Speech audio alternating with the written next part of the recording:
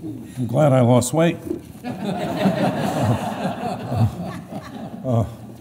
Listening to those who spoke before me, I thought this is like a great course from the teaching company. And now we know why the idea worked. I'm honored to be here not only because of the person you honor, but because of the work you do. And I agree with 99% of your speech. And I'm proud to be here for Tom, who earned this award over a long, hard, vision-driven 17 years. For me, there is a web of connections across this room that reach across decades. I think of Tom's friends and mine from debate, and I want to acknowledge Tim Petrie, Congressman and Ann's lucky spouse. I shared an apartment with him and our mutual friend Lee Hebner after I graduated from law school. I have 5 minutes, and how in that time do I sum up my best friend of 40 years? I first met Tom when I judged him in a high school debate. He was the best debater I ever encountered, then and in his remarkable years at Georgetown. He had and has a passion for argument and ideas rooted not just in competitive ambition, but in a ceaseless love for knowledge.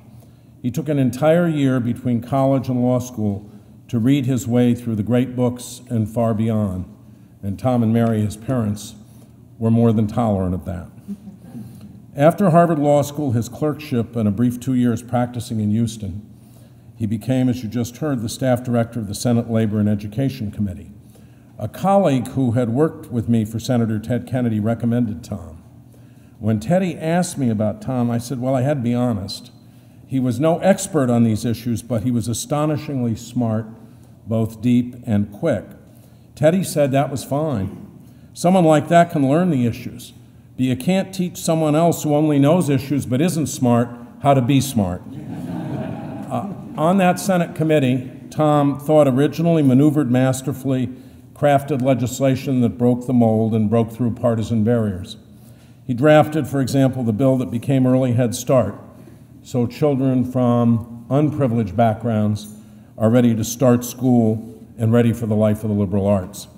After 4 years, he left to pursue this other idea that broke the mold, which to me, in essence, is to harness technology to bring the finest teaching in the liberal arts not to a select few on elite campuses, but to people everywhere in America and at every stage of life. Most of you probably don't know this, some of the professors do, but he lived in a small downscale apartment and invested everything he made, mind, heart, every dime the company earned, in the company. At one point, those of us on the board, including his dad, had to force him to accept a raise from $25,000 to $40,000 a year, which was not the usual salary range for someone from the Harvard Law Review.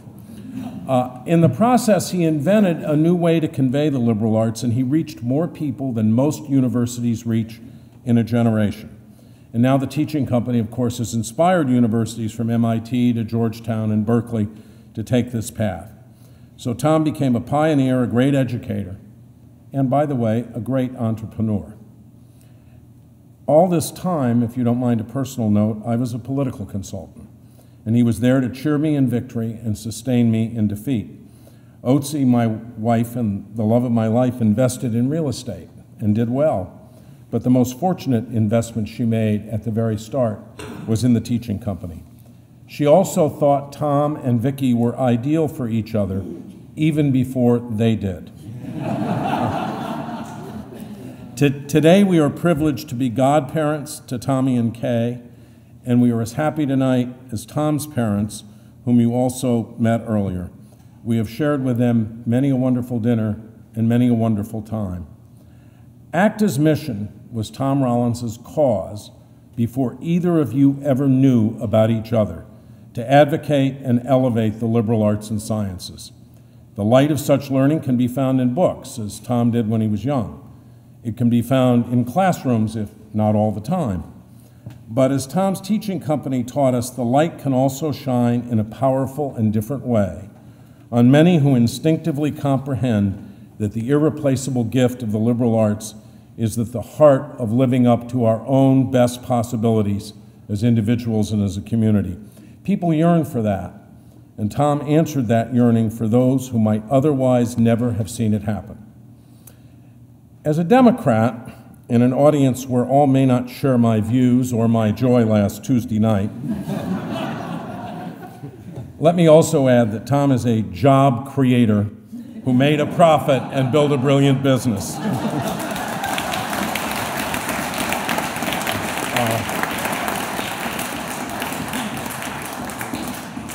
And to return to the ground of my political being, let me finish by saying that Tom has proved the truth of John F. Kennedy's words. Let us think of education as a means of developing our greatest abilities, because in each of us there is a private hope and dream which, fulfilled, can be translated into benefit for everyone and strength for the nation. Tom pursued his dream, and because of that, for so many, their dreams and their hopes live on. You chose well to present the Philip Merrill Award to my friend of 40 years, Tom Rollins.